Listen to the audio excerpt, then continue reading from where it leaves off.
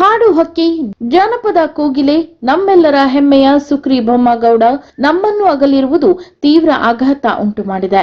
ಪದ್ಮಶ್ರೀ ಪ್ರಶಸ್ತಿ ಪಡೆದು ರಾಷ್ಟ್ರ ಮಟ್ಟದಲ್ಲಿ ಗುರುತಿಸಿಕೊಂಡ ಅವರನ್ನು ಕಳೆದುಕೊಂಡಿರುವುದು ಅತೀವ ನೋವಿಗೆ ಕಾರಣವಾಗಿದೆ ಎಂದು ಬಿಜೆಪಿ ರಾಜ್ಯ ಉಪಾಧ್ಯಕ್ಷೆ ಕಾರವಾರ ಅಂಕೋಲ ವಿಧಾನಸಭಾ ಕ್ಷೇತ್ರದ ಮಾಜಿ ಶಾಸಕಿ ರೂಪಾಲಿ ನಾಯ್ಕ್ ಸಂತಾಪ ವ್ಯಕ್ತಪಡಿಸಿದ್ದಾರೆ. ಬಡತನದ ಬೇಗೆಯಲ್ಲೇ ಬೆಳೆದು ಬಂದ ಸುಕ್ರಿ ಬೊಮ್ಮಗೌಡ ತಮ್ಮೆಲ್ಲ ನೋವುಗಳನ್ನು ನುಂಗಿಕೊಂಡು ಜಾನಪದ ಲೋಕವನ್ನು ಶ್ರೀಮಂತಗೊಳಿಸಿದವರು. ಸಾರಾಯಿ ವಿರೋಧಿ ಆಂದೋಲನದಲ್ಲಿ ಪಾಲ್ಗೊಂಡು ಸಾಮಾಜಿಕ ಸ್ವಾಸ್ಥ್ಯದ ಬಗ್ಗೆಯೂ ಅಪಾರ ಕಳಕಳಿ ಹೊಂದಿದ್ದರು.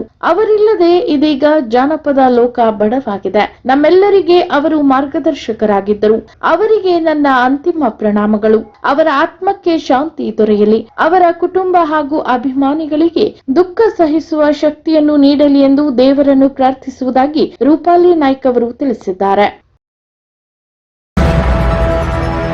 ಸಿದ್ದಾಪುರ ತಾಲೂಕಿನ ಹಸರಗೋಡು ಗ್ರಾಮ ಪಂಚಾಯತ್ನ ಕರ್ಜಗಿ ಗ್ರಾಮದಲ್ಲಿ ಗುರುವಾರ ರೋಜ್ಗಾರ್ ದಿನ ಆಚರಿಸಿ ಕೂಲಿಗಾರರಿಗೆ ಉದ್ಯೋಗ ಖಾತ್ರಿ ಯೋಜನೆಯಡಿ ಸಿಗುವ ವೈಯಕ್ತಿಕ ಹಾಗೂ ಸಾಮುದಾಯಿಕ ಕಾಮಗಾರಿಗಳ ಕುರಿತು ಮಾಹಿತಿಯನ್ನು ನೀಡಲಾಯಿತು. ಇನ್ನು ನರೇಗಾ ಸಹಾಯಕ ನಿರ್ದೇಶಕ ಹರ್ಷ ರಾಥೋಡ್ ಮಾತನಾಡಿ, ಉದ್ಯೋಗ ಖಾತ್ರಿ ಯೋಜನೆಯಡಿ ಕೆಲಸ ಪಡೆಯುವುದು ನಿಮ್ಮ ಹಕ್ಕು. ಹಾಗಾಗಿ ಈ ಯೋಜನೆಯಡಿ ನಿಮ್ಮ ಗ್ರಾಮವನ್ನು ಅಭಿವೃದ್ಧಿಪಡಿಸಿಕೊಳ್ಳಿ ಎಂದು ಕೂಲಿಕಾರರಿಗೆ ಕರೆ ನೀಡಿದರು. ಇನ್ನು ಗ್ರಾಮೀಣ ಪ್ರದೇಶದ ಕುಟುಂಬಕ್ಕೆ ವರ್ಷದಲ್ಲಿ 100 ದಿನಗಳ ಕೆಲಸ ಖಾತರಿ, ಗಂಡು ಹೆಣ್ಣಿಗೆ ಸಮಾನ ಕೂಲಿ, ಪ್ರತಿ ದಿನಕ್ಕೆ 349 ರೂಪಾಯಿ, ಒಂದು ದಿನದ ಕೂಲಿ ಪಡೆಯಲು ಮಾಡಬೇಕಾದ ಕೆಲಸದ ಪ್ರಮಾಣ ಮತ್ತು ಕೆಲಸದ ಅವಧಿ, ಕಾಮಗಾರಿ ಪ್ರಮಾಣದಲ್ಲಿ ಹಿರಿಯ ನಾಗರಿಕರಿಗೆ ಮತ್ತು ವಿಶೇಷ ಚೇತನರಿಗೆ 50% ರಿಯಾಯಿತಿ, ಕಾಮಗಾರಿ ಸ್ಥಳದಲ್ಲಿ ಒದಗಿಸಬಹುದಾದ ಸೌಲಭ್ಯಗಳು ಹಾಗೂ ಇತರ ವಿಷಯಗಳ ಕುರಿತು ಮಾಹಿತಿಯನ್ನು ನೀಡಿದರು. ಈ ವೇಳೆ ಗ್ರಾಮ ಪಂಚಾಯತ್ ಕಾರ್ಯದರ್ಶಿ ಮಂಜುನಾಥ್ ನಾಯ್ಕ್, ಸಿಬ್ಬಂದಿ ಅಭಿಜಿತ್ ನಾಯ್ಕ್, ತಾಲೂಕು ಐಎಸ್ಸಿ ಸಂಯೋಜಕಿ ಪೂರ್ಣಿಮಾ ಗೌಡ ಹಾಜರಿದ್ದರು. ಕಾರವಾರ ನಗರದ ಮಾಲಾದೇವಿ ಕ್ರೀಡಾಂಗಣದ ಅಭಿವೃದ್ಧಿ ವೇಗವಾಗಿ ನಡೆಯಬೇಕು ಹಾಗೂ ಈ ಕ್ರೀಡಾಂಗಣದ ಅಭಿವೃದ್ಧಿಗೆ ಮೀಸಲಿರಿಸಿದ ಹಣ ಕ್ರೀಡಾಂಗಣಕ್ಕೆ ಬಳಕೆಯಾಗಬೇಕು. ಹಣವನ್ನು ಬೇರೆಡೆ ವರ್ಗಾವಣೆ ಮಾಡಿರುವುದನ್ನು ಸಹಿಸುವುದಿಲ್ಲ ಎಂದು ಬಿಜೆಪಿ ರಾಜ್ಯ ಉಪಾಧ್ಯಕ್ಷೆ ಕಾರವಾರ ಅಂಕೋಲ ವಿಧಾನಸಭಾ ಕ್ಷೇತ್ರದ ಮಾಜಿ ಶಾಸಕಿ ರೂಪಾಲಿ ನಾಯ್ಕ್ ಅವರು ಎಚ್ಚರಿಕೆ ನೀಡಿದ್ದಾರೆ. ಮಾಲಾದೇವಿ ಮೈದಾನದಲ್ಲಿ ಮಾಲಾದೇವಿ ಸ್ಪೋರ್ಟ್ಸ್ ಕ್ಲಬ್ ವತಿಯಿಂದ ರಾಜ್ಯ ಬಿಜೆಪಿ ಉಪಾಧ್ಯಕ್ಷರಾದ ಶ್ರೀಮತಿ ರೂಪಾಲಿ ನಾಯ್ಕ್ ಹಾಗೂ ಯುವ ನಾಯಕ ಪರ್ಬತ್ ನಾಯ್ಕ್ ನೇತೃತ್ವದಲ್ಲಿ ಸಂಘಟಿಸಿದ 8 ದಿನಗಳ ಕಾಲದ ಕಾರವಾರ ನಗರ ವಾರ್ಡ್ ಮತ್ತು ಗ್ರಾಮೀಣ ಪಂಚಾಯತ್ ವ್ಯಾಪ್ತಿಯ ತಂಡಗಳ ನಡುವಿನ ಕ್ರಿಕೆಟ್ ಪಂದ್ಯಾವಳಿ ಉದ್ಘಾಟಿಸಿ ಅವರು ಮಾತನಾಡಿದರು. ಇನ್ನು ಈ ಕ್ರೀಡಾಂಗಣದ ಅಭಿವೃದ್ಧಿಯಾಗಬೇಕು, ಇದರಲ್ಲಿ ರಾಜಕಾರಣ ಬರಬಾರದು. ಇದರ ಅಭಿವೃದ್ಧಿಗೆ ನಾನು ಶಾಸಕನಾಗಿದ್ದಾಗ 8 ಕೋಟಿ ರೂಪಾಯಿಗಳನ್ನು ಮಂಜೂರು ಮಾಡಿಸಿದ್ದೆ. ಕಾಮಗಾರಿ ಆರಂಭವಾಗಿದ್ದು ಈಗ ನಿಧಾನಗತಿಯಲ್ಲಿ ಸಾಗುತ್ತಿದೆ. ಇಲ್ಲಿನ ಅಭಿವೃದ್ಧಿ ಕಾಮಗಾರಿಗಳಿಗೆ ಹಣ ಇಲ್ಲ ಎಂದು ಸುಳ್ಳು ಮಾತುಗಳನ್ನು ಹೇಳುತ್ತಿದ್ದಾರೆ. 8 ಕೋಟಿ ರೂಪಾಯಿಗಳಲ್ಲಿ 5 ಕೋಟಿ ಕ್ರೀಡಾಂಗಣದ ಅಭಿವೃದ್ಧಿಗಾದರೆ ಉಳಿದ 3 ಕೋಟಿ ಸಭಾಭವನ, ಗ್ಯಾಲರಿ ಮತ್ತಿತರ ಕಾಮಗಾರಿ ನಿರ್ಮಾಣಕ್ಕೆ ಮೀಸಲಿಡಲಾಗಿತ್ತು. ಈಗ ಆ ಹಣವನ್ನು ಬೇರೆ ಉದ್ದೇಶಕ್ಕೆ ವರ್ಗಾವಣೆ ಮಾಡಲಾಗಿದೆ ಎಂಬ ಮಾತುಗಳು ಕೇಳಿ ಬಂದಿವೆ. ಯಾವುದೇ ಕಾರಣಕ್ಕೂ ಕ್ರೀಡಾಂಗಣದ ಅಭಿವೃದ್ಧಿಗೆ ಮೀಸಲಿಟ್ಟ ಹಣ ವರ್ಗಾವಣೆ ಮಾಡುವುದು ಸರಿಯಲ್ಲ. ಇದು ನಮ್ಮ ಕ್ರೀಡಾಪಟುಗಳಿಗೆ ಅನ್ಯಾಯ ಮಾಡಿದಂತಾಗಲಿದೆ. ಇದರ ವಿರುದ್ಧ ಹೋರಾಟ ನಡೆಸುವುದು ಅನಿವಾರ್ಯ ಎಂದು ಎಚ್ಚರಿಕೆ ನೀಡಿದರು. ಇನ್ನು ಮಾಲಾದೇವಿ ಮೈದಾನದಲ್ಲಿ ಆಟವಾಡಿದವರು ರಾಜ್ಯ, ರಾಷ್ಟ್ರ ಮಟ್ಟದಲ್ಲಿ ಹೆಸರು ಮಾಡಿದ್ದಾರೆ. ನಾನು ಕೂಡ 5 ಮತ್ತು 6ನೇ ತರಗತಿಯಲ್ಲಿದ್ದಾಗಲೇ ಇಲ್ಲಿ ಕ್ರೀಡಾಕೂಟದಲ್ಲಿ ಭಾಗವಹಿಸುತ್ತಿದ್ದೆ. ಆದರೆ ಶೌಚಾಲಯ ಇರಲಿಲ್ಲ, ಬಟ್ಟೆ ಬದಲಾಯಿಸಲು ಕೊಠಡಿ ಇರಲಿಲ್ಲ. ನಮ್ಮ ಮಕ್ಕಳಿಗೆ ಹೀಗಾಗಬಾರದು ಎಂದು 8 ಕೋಟಿ ರೂಪಾಯಿ ಯೋಜನೆ ತಂದಿದ್ದೇನೆ. ಈಗ ನಿರ್ಮಾಣವಾಗುತ್ತಿರುವ ಕಟ್ಟಡದಲ್ಲಿ ಯುವಕರಿಗಾಗಿ 5, ಯುವತಿಯರಿಗೆ 5 ಸೇರಿದಂತೆ ಒಟ್ಟು 10 ಶೌಚಾಲಯಗಳು ಬರಲಿವೆ. ಕೆಳಗಡೆ ಆಟದ ಸಾಮಗ್ರಿ ಇಡಲು ವ್ಯವಸ್ಥೆ, ಮೇಲ್ಭಾಗದಲ್ಲಿ ಊಟದ ಹಾಲ್, ವಾಸ್ತವ್ಯಕ್ಕೆ ಯುವಕ ಯುವತಿಯರಿಗೆ ಪ್ರತ್ಯೇಕ ರೂಮ್ಗಳು ಎಲ್ಲವನ್ನು ಪರಿಗಣಿಸಿ ಯೋಜನೆ ರೂಪಿಸಿದ್ದೇನೆ. ಆದರೆ ಈಗ ಹಣ ಇಲ್ಲ ಎಂದು ಸಬೂಬು ಹೇಳುತ್ತಿರುವುದು ಬೇಸರ ತರಿಸಿದೆ ಎಂದರು. ಇನ್ನು ಕ್ರೀಡೆಯಿಂದ ಉತ್ತಮ ಆರೋಗ್ಯಕರ ಜೀವನ ನಡೆಸಲು ಸಾಧ್ಯ. ದೈಹಿಕ ಮಾನಸಿಕ ಸಾಮರ್ಥ್ಯ ಹೆಚ್ಚಿಸುವ ಕ್ರೀಡೆ ಮನುಷ್ಯನ ಜೀವನದ ದೈನಂದಿನ ಅವಶ್ಯಕತೆಯಾಗಬೇಕು. ಹೀಗಾಗಿ ಯುವಕರು ಕ್ರೀಡೆಯಲ್ಲಿ ಖುಷಿಯಿಂದ ಪಾಲ್ಗೊಳ್ಳಬೇಕು. ನಾನು ಕೂಡ ಕ್ರೀಡಾಭಿಮಾನಿಯಾಗಿದ್ದು ಈ ಟೂರ್ನಿಯನ್ನು ಆಯೋಜಿಸಿದ್ದಕ್ಕೆ ಹೆಮ್ಮೆ ಪಡುತ್ತೇನೆ. ಕ್ರೀಡೆ ಎಂದರೆ ಎಲ್ಲರನ್ನೂ ಸೌಹಾರ್ದಯುತವಾಗಿ ಬೆಸೆಯುವಂತಹದ್ದು. ಈ ಕ್ರಿಕೆಟ್ ಟೂರ್ನಮೆಂಟ್ ಮೂಲಕ ಸೌಹಾರ್ದತೆಯ ಸಂದೇಶವನ್ನು ಎಲ್ಲೆಡೆ ಸಾರುವಂತಾಗಲಿ ಎಂದು ಹಾರೈಸಿದರು. ಇನ್ನು ಪಂದ್ಯಾವಳಿಗೆ ಚಾಲನೆ ನೀಡುವುದಕ್ಕಿಂತ ಮುನ್ನ ರೂಪಾಲಿ ನಾಯ್ಕ್ ಅವರು ಮಾಲಾದೇವಿ ದೇವಸ್ಥಾನಕ್ಕೆ ತೆರಳಿ ಪೂಜೆ ಸಲ್ಲಿಸಿದರು. ಪಂದ್ಯಾವಳಿ ಯಶಸ್ವಿಯಾಗಿ ನಡೆಯುವಂತೆ ಶ್ರೀದೇವಿಯಲ್ಲಿ ಪ್ರಾರ್ಥಿಸಿದರು. ಈ ವೇಳೆ ನಗರಸಭಾ ಅಧ್ಯಕ್ಷರಾದ ರವಿರಾಜ್ ಅಂಕೋಲಿಕರ್, ಯುವ ನಾಯಕ ಪರ್ಬತ್ ನಾಯ್ಕ್, ಪ್ರಮುಖರಾದ ಅಮಿತ್ ಕಾಮತ್, ರತ್ನಾಕರ್ ನಾಯ್ಕ್, ಗಿರೀಶ್ ನಾಯ್ಕ್, ಅರುಣ್ ಗುನ್ಗಿ, ಮುರಳೀಧರ್ ನಾಯ್ಕ್, ಡೊಮಿನಿಕ್ ಡಯಾಸ್, ಪ್ರಸನ್ನ ಕಾಮತ್, ರಾಜೇಶ್ ಶೆಟ್ಟಿ, ಪ್ರಕಾಶ್ ರೇವಣ್ಕರ್, ವಾರ್ಡ್ ಸದಸ್ಯರಾದ ಪ್ರೇಮಾನಂದ್ ಗುನ್ಗಾ, ಪ್ರಕಾಶ್ ರೇವಣ್ಕರ್, ದರ್ಶನ್ ನಾಯ್ಕ್, ನೀಲೇಶ್ ಅಗ್ರೇಕರ್, ದಿನೇಶ್ ನಾಯ್ಕ್, ಸೋಮು ನಾಯ್ಕ್, ಅರವಿಂದ್ ಗುನ್ಗಿ, ಸುಧಾಕರ್ ನಾಯ್ಕ್, ಸುಧೀರ್ ನಾಯ್ಕ್ ಹಾಗೂ ಟೂರ್ನಿಯಲ್ಲಿ ಪಾಲ್ಗೊಳ್ಳುವ ತಂಡಗಳ ಸದಸ್ಯರು ಪಾಲ್ಗೊಂಡಿದ್ದರು.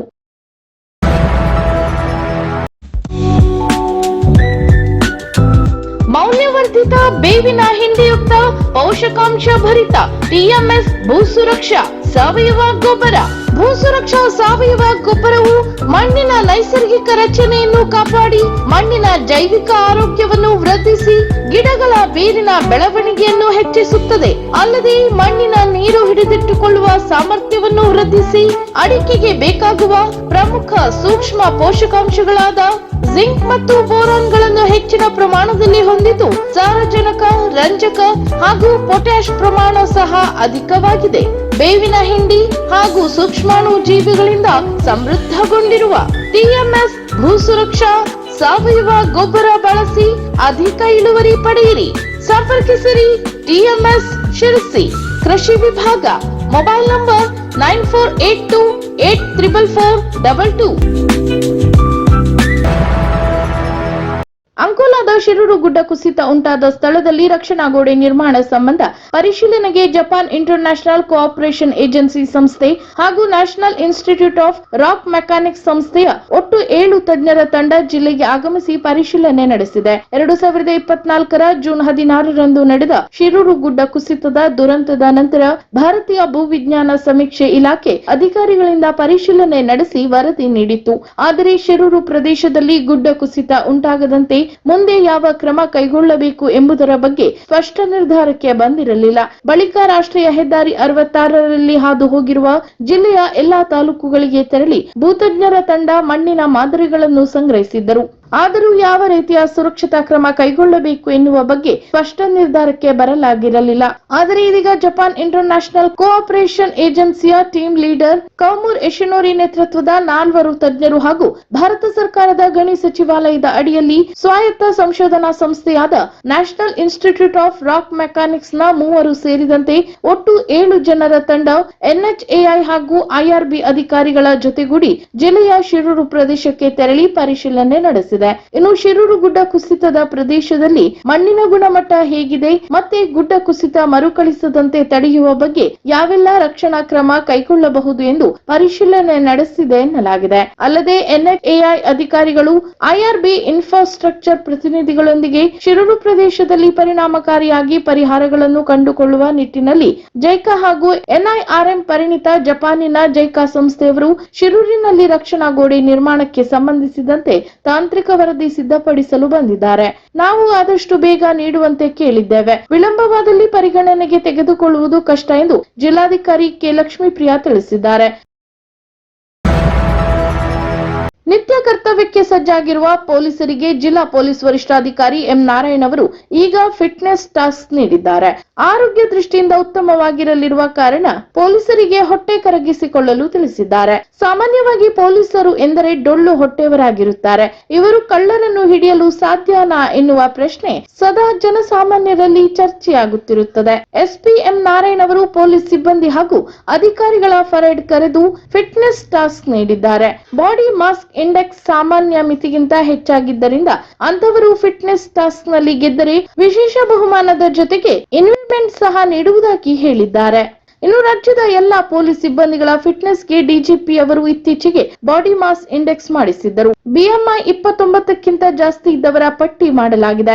ಉತ್ತರ ಕನ್ನಡ ಜಿಲ್ಲೆಯಲ್ಲಿ 100ರಷ್ಟು ಪೊಲೀಸ್ ಸಿಬ್ಬಂದಿಗಳ ಬಿಎಂಐ 29ರ ಗಡಿ ದಾಟಿದೆ ಎಂದು ಗುರುತಿಸಲಾಗಿದೆ. ಅವರಿಗೆ ಎಸ್ಪಿ ಅವರು ಈ ಟಾಸ್ಕ್ ನೀಡಿದ್ದಾರೆ. ಇನ್ನು ಪೊಲೀಸ್ ಸಿಬ್ಬಂದಿ ಒತ್ತಡದಲ್ಲಿ ಕೆಲಸ ಮಾಡುವುದು ಅನಿವಾರ್ಯ. ಸರಿಯಾದ ಸಮಯಕ್ಕೆ ಮನೆಗೆ ತಲುಪಲು ಊಟ ತಿಂಡಿ ಮಾಡಲು ಸಾಧ್ಯವಾಗುವುದಿಲ್ಲ.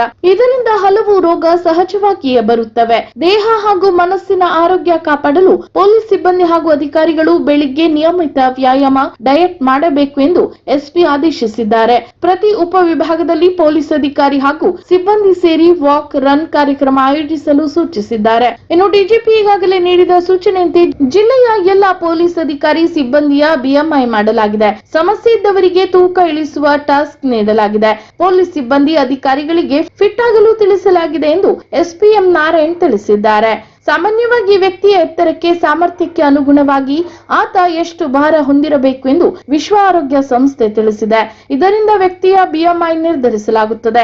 ವ್ಯಕ್ತಿಯ ವಯಸ್ಸು ಹಾಗೂ ಲಿಂಗಕ್ಕೆ ಅನುಗುಣವಾಗಿ 18.5 ರಿಂದ 24.9ರಷ್ಟು BMI ಹೊಂದಿರುವುದು ಆರೋಗ್ಯಕರ ಎಂದು ಪರಿಗಣಿಸಲಾಗಿದೆ. 18.5ಕ್ಕಿಂತ ಕಡಿಮೆ BMI ಹೊಂದಿದರೆ ತೊಂದರೆ. 29ಕ್ಕಿಂತ ಹೆಚ್ಚಿರುವವರನ್ನು ಅಧಿಕ ತೂಕ ಹೊಂದಿದವರು ಎಂದು ಪರಿಗಣಿಸಲಾಗುತ್ತದೆ. ಅದರಂತೆ ಹೆಚ್ಚಿನ ಪೊಲೀಸ್ ಅಧಿಕಾರಿ ಸಿಬ್ಬಂದಿಗಳು ಮದ್ಯದ ಚಟ ಹೊಂದಿರುವ ಸಾಧ್ಯತೆ ಇರುವುದರಿಂದ ಅವರಿಗೆ ಎಸ್ಪಿ ಅವರು ಎಚ್ಚರಿಕೆ ನೀಡಿದ್ದಾರೆ. ಕರ್ತವ್ಯದ ಸಂದರ್ಭದಲ್ಲಿ ಕುಡಿದು ಬರುವುದರ ಬಗ್ಗೆ ದೂರುಗಳು ಬರುತ್ತಿವೆ. ಕರ್ತವ್ಯ ಕುಟುಂಬದ ಒಳಿತಿಗಾಗಿ ಮದ್ಯದ ಚಟ ಬಿಡಲು ತಿಳಿಸಿದ್ದಾರೆ. ಅಲ್ಲದೆ ನೌಕರಿಯಿಂದ ಡಿಸ್ಮಿಸ್ ಆದರೆ ಆಯಾ ಸ್ಥಾನಕ್ಕೆ ಬೇರೆಯವರು ಬರಬಹುದು. ಆದರೆ ಕುಟುಂಬದವರಿಗೆ ತೊಂದರೆಯಾಗಲಿದೆ. ಇದರಿಂದ ಯೋಚಿಸಿ ಎಚ್ಚರದಿಂದ ಇರಿ. ಕರ್ತವ್ಯದಲ್ಲಿ ಕುಡಿದುಕೊಂಡಿರುವುದು ಪತ್ತೆಯಾದರೆ ಡಿಸ್ಮಿಸ್ ಮಾಡುವುದು ಖಂಡಿತ ಎಂದು ಇದೇ ವೇಳೆ ಎಚ್ಚರಿಕೆ ನೀಡಿದ್ದಾರೆ.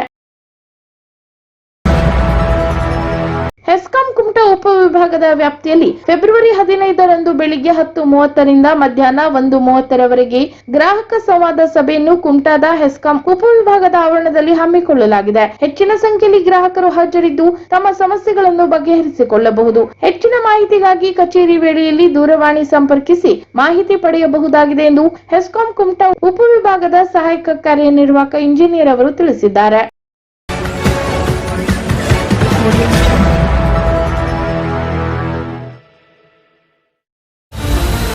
ಕದಂಬ ನ್ಯೂಸ್ ಫಸ್ಟ್, ನಿರ್ಭೀತಿಯಿಂದ ನಿಮ್ಮ ಪರವಾಗಿ.